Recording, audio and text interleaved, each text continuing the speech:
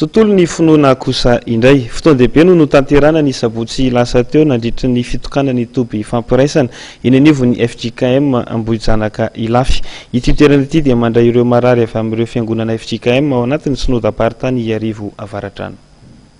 Ny asabotsy 1 aprila lasa teo no tanterahana ary ny fitokana tamin'ny fomba ofisialy ny toby fampiraisana eny Ambohijanaka Ilafy. Raha ny fanazavana dia ny taona 3 no nanomboka ny asa fanorenana izany toby izany ka vola 4 ariary izay voangona tamin'izany no nentina nanomboana ny asa rehetra.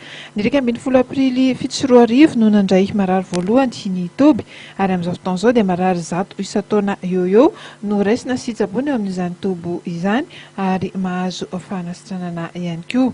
Mpiandry misa 500 no mifanampy ary mifanembona amin'ny fampahirezana ireo marary ireo andro aman'alina. Faly misaotran'Andriamanitra hariva ihany tanteraka soamantsara ny fitokanana toby fampiraisana Ambohijanaka Ilafy tamin'ny fiandro ity izay tarihan'ny fohy be FJKM ray aman-dreny fofontsika tao FJKM miaritra izany miaraka tamin'ny fohy be fifoazana makasitraka ny toby manakiritsika tsaina eny angina ho anay tokony raiky atao synodam-paritany Avaratrano sambrana fifoazana makasitraka ireo rehetra izay miray anjara na tanteraka izany tamin'ny fifaliana sorona ny tompo sorona mpiaraka finoana rehetra izay tonga maro be tokoa nanaritra izany ary dia Andriamanitra fiadanany amin'ny fitiatsika tsararay avy misokatra izao ny toby fampiraisana Ambohijanaka Ilafy tena isy fifaliana sy fiadanana ary fahasambarana sy fitaizana amintsika raha teo zandritra rehetra izany ary voninahitr'Andriamanitra reny ihany.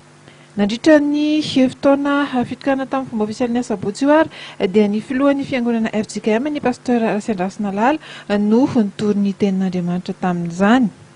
Anisan'ny nandray fitenenana ary nisolo tena ny fohy be FJKM ihany ny tonian'ny sampana fifoazana dia ny pasteur Arjona izany. Sakafo piresana moa no nentina namaranina ity hevitaom-pivavahana ity.